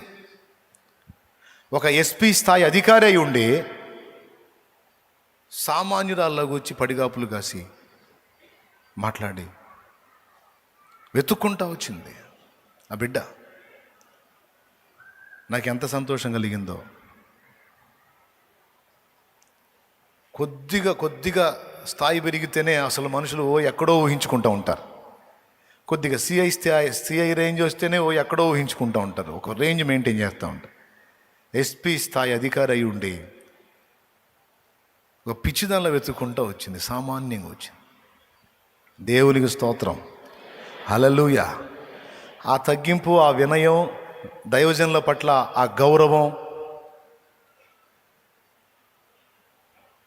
నేను వాళ్ళు లెక్క చేయాల్సిన అవసరం ఏముంది మనల్ని, అవునా? కానీ దైవజనుల పట్ల విధేయత, వెతుక్కుంటా ఒక వ్యక్తి కోసం అంతగా రావటం అనేది నాకు ఆశ్చర్యం. ఎందుకంటే తన తల్లి నేర్పిన భక్తి, ఆత్మీయతను కనుగొని దాన్ని వెతుక్కుంటూ ప్రయాసపడి, మీకు తెలుసా ఇంచుమించు 500 కిలోమీటర్ల నుంచి వచ్చింది ఆమె. ఒక ఎస్పీ స్థాయి అధికారి, పేరు చెప్పను. ఆమె చెప్పిపోయిన సాక్ష్యం ఏంటంటే, నా తల్లి భక్తి కలిగింది, నా తల్లి మోకాళ్ళలోని దేవుని పాదాలు పట్టుకునేది, మాకు భక్తి నేర్పింది, ఇటు మా ఆత్మీయ జీవితాన్ని కాపాడింది, భౌతికంగా కూడా మాకు దేవుడు ఈ స్థాయి ఇచ్చాడు. నా తల్లికి దేవుడు అనుగ్రహించిన కృప ఆమెతోనే కాదు, అది మాకు కూడా కొనసాగింది అని ఆమె చెప్తుంది. ఆ ఒక్క మాట కోసం చెప్పేంత ఈ ముక్కలు 4. నీకు తెలియదు, నీ శ్రమానుభవం పూర్తయిన తర్వాత నీకే కాదు నీ సంతతికి కూడా సరిపోయినంత దీవెన దేవుడు సిద్ధపరిచాడు. నీ పిల్లలకు కూడా ఈరోజు నువ్వు పడుతున్న శ్రమానుభవం మంచి పాఠం సోదరా. నీకు తెలియదు ఆ సంగతి, ఆ విలువ నీకు తెలియదు. లేకుండా ఏ నొప్పి, ఏ అవమానం, ఏ ఇబ్బంది, ఏ అప్పు, ఏ శోధన లేకుండా నువ్వు నీ పిల్లల్ని హ్యాపీగా ఉండి నీ పిల్లల్ని హ్యాపీగా పెంచావు అనుకో, నంబర్ 1 భ్రష్టులు అవుతారు.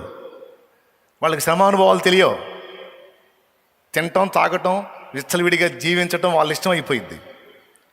అలా కాకుండా నువ్వు శ్రమానుభవాల్లో గుండా ప్రయాణం చేస్తున్న నీ పిల్లలు చూసినప్పుడు వారికి విలువలు తెలుస్తాయి. దేనికోసం నాన్న ఇంత కష్టపడ్డాడు, దేనికోసం అమ్మ ఇంత అవమానం భరించింది, నాన్న ఇంత అవమానం భరించాడని ఎరిగి వారు కూడా దీనత్వాన్ని నేర్చుకుంటారు, వినయాన్ని నేర్చుకుంటారు, సాధువులు అవుతారు. శ్రమానుభవాలు పిల్లల్ని మంచి వ్యక్తిత్వాల్లోకి తీసుకొస్తాయి. వద్దంటే చెప్పు, పిల్లలు మంచి వ్యక్తిత్వాలు కావాలా, లేకపోతే వాళ్ళకి భోగాలు కావాలా? ఏం కావాలో చెప్పు. నువ్వు నీ పిల్లలకి మంచి వ్యక్తిత్వాలు కోరుకుంటున్నావా, భోగాలు కోరుకుంటున్నావా? చెప్పు. నీకున్న శ్రమానుభవం అంతా తీసేసి నేను ఫ్రీ చేయమని నేను ప్రార్థన చేస్తా. చెప్పు. నీ పిల్లలకి మంచి వ్యక్తిత్వం కావాలా, వాళ్ళకి బాగా డబ్బులు భోగం కావాలా? చెప్పు. వాళ్ళకి డబ్బులు ఇచ్చి బాగా భోగాలు ఇచ్చామనుకో, పెందలాడి రోగాలకు గురై మధ్యలో పోతారు. పోయినోళ్ళు లేరు. ఫుల్ సౌండ్లో పిల్లలు మధ్యలోనే. ఎందుకు? భ్రష్టత్వాలకు అలవాటు పడిపోయి. ప్రభు చిత్త ప్రకారం కొంతమందిని తీసుకుంటాడు, అది వేరే సంగతి. కానీ విచ్చలవిడి జీవితానికి అలవాటు పడిపోయి మధ్యలోనే తెల్లార్చుకున్న వాళ్ళు ఉన్నారు. ఎందుకు? వాళ్ళ తల్లిదండ్రులు వాళ్ళకి ఏ నొప్పి నేర్పలా, ఏ బాధ, ఏ శ్రమ, ఏ ఇబ్బంది నేర్పలా, ఏ ఆకలి, ఏ పస్తు, ఏ వస్త్రహీనత నేర్పలా. కొంతమంది తండ్రులైతే, నేను పడుతున్న బాధ పిల్లలకి ఎందుకులే అమ్మాయి, పిల్లలకి చెప్పవా, నీ తెలివి తగలయ్యా అనాలనిపించింది నాకు. నేను అనలే, దేవునికి స్తోత్రం. పిల్లలకు చెప్పకపోతే ఎవరికి చెబుతా? తెలియాలా నువ్వెన్ని బాధలు పడుతున్నావు నీ పిల్లలకి తెలియాలి.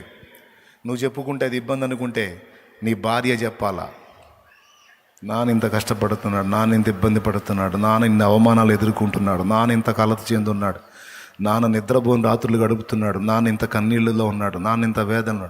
నీ బిడ్డల గుండెల్లో ఉండాలి. ఓ తల్లి, నీ శ్రమానుభవం నీ పిల్లలకు తెలియాలి. నా బాధ నా పిల్లలకు తెలివి తక్కువతనం తెలియాలా? ఎవరికి చెబుతా మరే? చెప్పాలా? నీ అవమానాలు వాడు చూడాలా, దీనుడైపోతాడు. రేపటి రోజున దేవుడు నిన్ను తిరిగి దీవించినప్పుడు, నీ పిల్లలకు ఆ దీవెన వచ్చినప్పుడు ఈ ఉప్పొంగరిగా ఆ దీనత్వంలోనే ఉంటారు. వాళ్ళ చెడిపోరిక. నీ శ్రమానుభవంలో ఈ చేదైన అనుభవాలను దేవుని పాదాలు పట్టుకోవటం నీ పిల్లలు చూడాలి. తిరిగి నా తండ్రి నిన్ను ఆశీర్వదించినప్పుడు నీ పిల్లలు నీ శ్రమను చూస్తారు, అందులో నీ మొర్రను చూస్తారు. దేవుడు నిన్ను తిరిగి ఆశీర్వదించింది చూసి నీకంటే ఎక్కువగా దేవునికి కనెక్ట్ అయిపోతారు. సూపర్ లైఫ్ వచ్చింది వాళ్ళకి. ఏది బెస్ట్ అయ్యా? ఏది బెస్ట్ చెప్పండి, మీరు చెప్పండి. డబ్బులను భోగాలు బెస్టా, లేకపోతే అనుభవాల్లో పిల్లలు రాటు తేలటం బెస్టా? మీకు దండం పెడతాను, స్పందించండి. ఏందండి నోరు తెరవండి. పాప మాట్లాడుతున్నదిగా నాకు వినపట్లా. కాబట్టి సోదరా, నాకు ఇది బాధ, నాకు అది బాధ, నాకు కొంతమందికి ఏం లేదు, కోట అయిపోయి అలా అనుకుంటారు. ఏంటంటే అప్పులన్నా ఎంతకాలం ఉంటాయి? ఏదన్నా ఒక కార్యం చేయడా, అడ్రస్ లేకుండా పోవా, ఏదో ఒక దారి చేస్తాడు దేవుడు, ఏదో ఒక దారి చూపిస్తాడు. కలతల కడలిని దాటించగా తరగని సమృద్ధి దయచేయుగా. కలతల కడలిని తరగని సమృద్ధి దయచేయుగా. పరులకు సాయము చేయగలను, పరులకు సాయము చేయగలను, పలు విధములుగా దీవించుగా, పలు విధములుగా దీవించుగా. ఇన్నాళ్ళ కడగళ్ళు తొలగించగా, ఇన్నేళ్ళ కన్నీళ్ళు తుడి చేయగా. ఇన్నాళ్ళ కడగళ్ళు తొలగించగా, ఇన్నేళ్ళ కన్నీళ్ళు తుడి చేయగా. యేసయ్య నిలిచాడు నీ తోడుగా, యేసయ్య నిలిచాడు నీ తోడుగా. నీ దుఃఖ దినములు సమాప్తమయ్యున్నవి, నీ బ్రతుకులో ముళ్ళు తొలగించబడి ఉన్నవి. దేవునికి మహిమ కలుగును. మన కూతురు తండ్రి గురించి చెబుతుంది. 8 లక్షలు అప్పు ఉన్నాడంట. 8 లక్షలు ఓ తండ్రి. కూతురు చెప్తుంది, మన రాజాపేట పొలం దగ్గర మిరగాయలు కళ్ళం పోసుకొని ఉన్నారు. అడిగిపోతే ఇక్కడ మన అమ్మాయి పరిచారకురాలు. నిజంగా ఆ చిన్న గుండెల్లో తండ్రి పట్ల తండ్రి పడుతున్న బాధ పట్ల ఎంత ప్రేమ ఉందో, తండ్రి కొరకు ఎంత చింత ఉందో ఆ బిడ్డకి. ఆడపిల్ల, అమ్మా పంట మంచిగా పండిందా అంటే, ఇది ఇక్కడి పొలం పర్వాలేదన్నా, ఇంకో చోట వేసాం అది పోయింది, ఆ డబ్బులు ఇచ్చిన ఆయన 8 లక్షలు ఒకేసారి కట్టమంటున్నాడు, ఈ కళ్ళం దగ్గరికి రావద్దు అంటున్నాడు, ఇదంతా నేను తీసేసుకుంటా అంటున్నాడు, ఇప్పుడు కొంచెం కడతా, తర్వాత కొంచెం కడతానా అంటే ఒప్పుకోవట్లేదు, నువ్వు పొలం దగ్గరికి వస్తే మర్యాదగా ఉండదు అంటున్నాడు అన్నా అని ఏడు మొహం పెట్టాను. నాకు ఏడుపు వచ్చింది, మళ్ళీ సంతోషం కలిగింది. ఎందుకంటే ఈ చిరుప్రాయంలో ఈ చిన్నదాని గుండెల్లో తన తండ్రి పడుతున్న శ్రమ పట్ల ఇలాంటి స్పందన హృదయంలో కలగటం, బాధ్యత నెరిగి ఎర్రని ఎండలో ఆ పిల్ల కూడా కష్టపడటం నాకు బాధ కలిగించిన, సంతోషాన్ని కూడా కలిగించింది. ఎందుకో తెలుసా?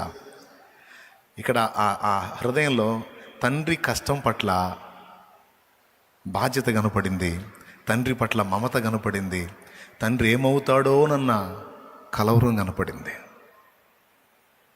నేను అన్నాను, ప్రార్థన చేస్తారా? నువ్వు కూడా ప్రార్థన చేయ తల్లి, నాన్నకి ఏం కాదు, నాన్న తట్టుకుంటాడులే. వాడి హృదయాన్ని దేవుడేం మారుస్తాడు, మీది మీకు దక్కేటట్టు నా తండ్రి చేస్తాడులేమ్మా, బాధపడ్డాను ప్రార్థన చేశాను. చిన్న చిన్న సన్నివేశాలే కానీ అందులో పిల్లల హృదయాల్లో చూడు ఎలాంటి స్పందనలు వస్తున్నాయో. మా నాన్న కష్టాన్ని మా నాన్న నోటికి నానిలా. ఈ చేదులు ఉండాలి, ఈ చేదుల్లో బిడ్డల వ్యక్తిత్వాలు సుందరంగా తయారవుతాయి. రేపు నా తండ్రి ఆశీర్వదించిన నాడు వారు గర్విష్ఠులు గారు. అందుకే చెబుతాను, నేర్పండి పిల్లలకి. కాబట్టి ఈ రోజును గురించి, ఈ రేపటిని గురించి నీకు కలవరం వద్దు. మనల్ని హెచ్చరిక చేస్తుంది ఆ రేపటిని గురించి. శాశ్వతమైన రేపు ఒకటి ఉంది, దాని గురించి బాధ్యత కలిగి ఉండమన్నాడు, దాన్ని వెతకమన్నాడు, దానికోసం సమకూర్చుకోమన్నాడు. అర్థమైందా? ఇప్పుడు చెప్పండి, రేపటి గురించి చింత పడాలా వద్దా? పడకూడదన్న వాళ్ళు చేతులు ఎత్తండి. పడకూడదా? అది టైపింగ్ మంది దించారు ఎందుకు? ఒకదాని విషయంలో చింత పడకూడదు, మరో దాని విషయంలో బాధ్యత కలిగి జాగ్రత్త పడాలి. నువ్వు విజ్ఞాపనలు చేస్తే భూమి మీద పరిశుద్ధుల కొరకు, ఆత్మరక్షణ కొరకు, ఏమండి పైసలు ఇవ్వటమే కాదు, డబ్బు వెచ్చించడమే కాదు, నీ కన్నీళ్లు కూడా రాయబడతాయి. గుర్తుపెట్టుకో. నశించిపోతున్న ఆత్మల కొరకు బాధ్యత కలిగి, ప్రేమ కలిగి నీ వంతుగా నువ్వు అంగలారుస్తావు చూడు, ఆ కన్నీళ్లు కూడా రాయబడతాయి. దానికి కొంత నీకు దేవుని దగ్గర గుర్తింపు ఉంటుంది. ఎందుకంటే దేవుని హృదయం ఎలాగైతే ఆక్రోశిస్తుందో ఆత్మల కోసం, నీ హృదయం కూడా అలానే స్పందిస్తుంది కనుక నిన్ను దృష్టిస్తాడు. నీ కన్నీళ్లు రాయబడతాయి. నువ్వు ప్రకటించిన ఆ పరిచర్య చేసి ఆత్మల కొరకు కష్టపడ్డావు చూడు, నీ చెమట చుక్కలు, నీ అడుగుల లెక్కలు రాయబడతాయి సోదరా. లెక్కలు రాయబడతాయి. నా సంచారములను నీవు లెక్కించి ఉన్నావు, నా కన్నీళ్లు నీ బుడ్డిలో దాచి ఉన్నావు, అవి నీ కవిలలో కనబడను కదా, కనబడతాయి. ఎంత కష్టపడ్డావో, ఎంత ప్రయాసపడ్డావో, ఎంత శ్రమను వచ్చావో ఆయన చిత్తం నెరవేర్చడం కోసం ఆత్మల భారం కలిగి నీ చేతులు ఎంత కష్టపడ్డాయో నా తండ్రి మర్చిపోతాడా? మర్చిపోడు. ఎర్రని ఎండలో ఇప్పుడు ఆ మీటింగ్ కోసం ఎంత కష్టపడుతున్నారో బిడ్డలు. లోపల నలిగిపోతూ ఉంటానే వాళ్ళని చూసి. కష్టం చేస్తూ ఉంటారు. ఎందుకు తెలుసా? ఇవన్నీ అయితే, ఇందులో అన్న వాక్యం చెబితే వచ్చిన వాళ్ళు రక్షణలోకి వస్తే కొన్ని జీవితాలు యేసై వైపు తిరుగుతాయి, కొన్ని ఆత్మల నరకం నుంచి కాపాడబడతాయి, కొన్ని జీవితాలు వెలిగించబడతాయి. కొంతమంది తాగుబోతులు మారిపోతారు, కొంతమంది వ్యభిచారులు మారిపోతారు, కొంతమంది వేశ్యలు మారిపోతారు, కొంతమంది చీకటి జీవితాల్లో బందీలు అయిపోయిన వాళ్ళు విడుదల పొందుతారు. ఆ సంతోషం చాలు. కొంతమంది ఎగతాళి చేస్తారు, ఏరా లెగితే ఆడనే ఉంటున్నాయి, రూపాయి సంపాదించుకోవా, 3 పిల్లలు లెగితే చర్చి అని బతుకంతా చర్చి గడ తగలబెట్టేటట్టున్నా, ఏందిరా నువ్వు అనేవాళ్ళు. అది పట్టించుకోరు. నేను నమ్మినవాడు నమ్మదగినవాడు. నేను ఆయన కొరకు ఆసక్తి కలిగి ఉంటే నా పిల్లలకు కావాల్సింది నా తండ్రే చూసుకుంటాడు. ఏదో కార్యం చేస్తాడు, జరిగిద్ది అంతే. ఒక్కటే బ్రదర్, నేను ఇక్కడ ఉన్నా, నేను దేవుని పనిలో ఉన్నాను కనుక గుర్తుపెట్టుకో, నా పిల్లలకు నా తండ్రి ఏది తక్కువ చేయడు. ఒకరికంటే మిన్నుగానే ఉంచుతాడు, కానీ తక్కువ మాత్రం ఉంచడం. చెప్పు గట్టిగా, చేతులెత్తి చెప్పు, నా పిల్లల్ని, నా సంతానాన్ని, నా సంబంధుల్ని ఒకరికంటే మిన్నుగానే నా తండ్రి ఉంచుతాడు. ఎందుకంటే నేను ఆయన విషయమై ఆసక్తి కలిగి ఉన్నా. ఒక డే అయిపోతుందంటే, చివరి మాట వినండి, ఇంక ముగిస్తాను, నిజంగా ముగిస్తా. ఒక డే ఖర్చు అయిపోతుంది, ఒక రోజు 24 గంటలు అయిపోయింది అంటే ఖచ్చితంగా నీకు చింత ఉండాలి. ఈ రోజులో అక్కడికి నేనేం చేయగలిగాను అనేది, ఎక్కడికి, అంతేగాని ఇక్కడ బతకడానికి రేపటికి నేనేం. సహజంగా కొంతమందికి ఈరోజు అయిపోయింది అంటే ఏందో ఈరోజంతా ఒట్టిగా పోయిందే, రూపాయి సంపాదన లేదు, ఏం లేదా అని ఈరోజు ఒట్టిగా పోయింది, ఏం సంపాదించాలని ఎడుతుంటారు. మన ఏడు పెట్టుండాలి తెలుసా? ఈరోజు ఒట్టిగా పోయింది, ఏ రూపాయి సంపాదించలేదని కాదు, ఈరోజు ఒట్టిగా పోయింది, అక్కడ ఏమీ సమకూర్చుకోలేకపోయాను, ఈరోజు ఖాళీ అయిపోయింది, అయ్యో అని బాధ కలగాల. ఇక్కడ సంపాదన కాదు, అక్కడ మిస్ అయిందని. మరి ఎంతమంది సీరియస్గా తీసుకుంటున్నారో నాకైతే తెలీదు, కానీ దీన్ని తీవ్రంగా తీసుకున్న వాళ్ళు మాత్రం ధన్యులు.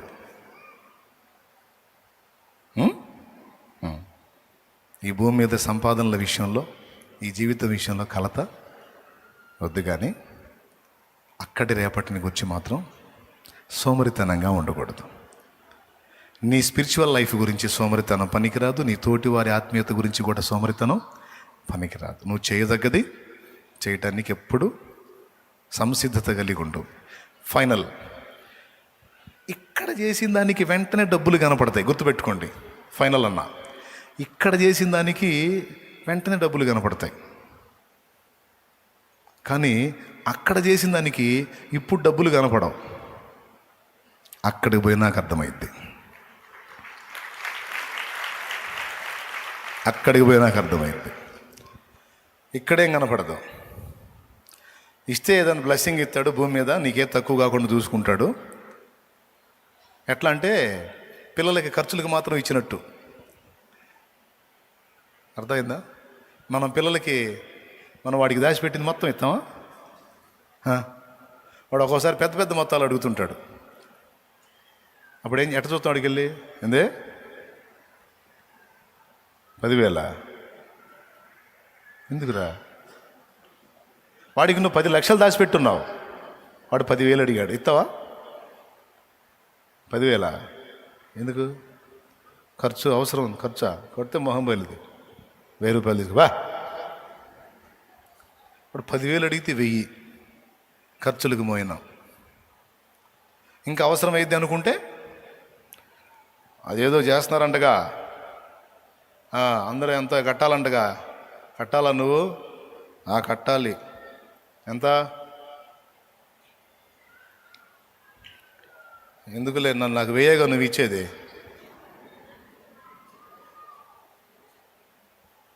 అప్పుడు ఆ బిల్లు తీసి వాడి చేతికి ఇస్తాడు. బిల్లు దేంది? కట్టి కూడా వచ్చాం పోవా అంటాడు. నువ్వు వెళ్ళాల్సిన దగ్గరికి వెళ్ళి కట్టి కూడా వచ్చా, ఇదిగో రసీదు, కట్టావా? నువ్వు 1000 కేసు అడుగుతావుగా, ఇంత మొత్తం కట్టావా? బిల్లు చూడరా. అప్పుడు డైరెక్ట్గా అక్కడ అనకుండా వాళ్ళ అమ్మ దగ్గర పోయి అంటాడు, పర్వాలేదే, మెచ్చుకున్నామని చెప్పు, దేవునికి స్తోత్రం, హల్లెలూయా. అట్లాగా అంతేనా నువ్వు చేసేది? నీ బిడ్డలకి బాధ్యత గల తండ్రిగా ఖర్చులకు మోయినవి ఇస్తావు. వాడికి అవసరమైందనుకుంటే ముందుగానే సిద్ధపరచు. సేమ్ అలా చేస్తాడు, సేమ్ అలా చేస్తాడు. మరి నీకు అలానే కావాలా, లేకపోతే కుప్పగా ఒకేసారి కుప్పేయమంటావా? చెప్పు, వేస్తే పోతావు. నేనైనా నువ్వైనా అంతే. నాకు కూడా ఇప్పుడు అంతే చేస్తున్నాడు, అప్పటి నుంచి ఇప్పుడు దాకా అంతే. నేను కూడా అంతే అడుగుతున్నాను, తండ్రి ఎంతవరకు అవసరమో అంతే. ఇప్పుడు బిడ్డకి అవసరానికి ఇచ్చి ఇచ్చి ఇచ్చి చివరికి ఏం చేస్తావు?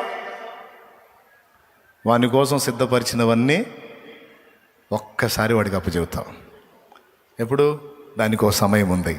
ఆ సమయం వచ్చినప్పుడు, రే అబ్బాయ్ రా, ఏనా రా, ఇట్రా కూర్చో, ఇదిగో ఇది ఫలానా, ఇది ఫలానా, ఇది ఫలానా, ఇది ఫలానా. 1000 రూపాయలు ఇయడానికి అంతసేపు తిట్టినోడివి ఇవన్నీ ఏంది నాన్న నా ముందు పెట్టావు? అప్పుడంటే చిన్నోడివిరా, ఆ మెట్టుకి అంతే ఇవ్వాలి నీకు. ఇదంతా నీదే అయినా ఇదంతా నీకు ఆనాడే ఇచ్చినట్టయితే నువ్వు ఎట్టుండేవాడివి కాదు, ఇంకో టైపులో ఉండేవాడే. అందుకే అప్పుడు దాచిపెట్టి ఇక ఇప్పుడు నా అంతటి వాడే అయ్యావు కనుక ఇదిగో ఇదంతా నీదే అని ఒక దశ వచ్చినప్పుడు నువ్వు అప్పచెప్తావు. ఆయన కూడా అంతే, నీకోసం సమకూర్చింది, నీవు ప్రయాసపడి ఆర్జించుకున్నది మొత్తం ఉంది ఆయన దగ్గర. భయపడొద్దు, మర్చిపోడు, దిగులు పడొద్దు, ఆయన నిన్ను వదిలిపెట్టడు. మొత్తం ఆయన దగ్గర ఉంది.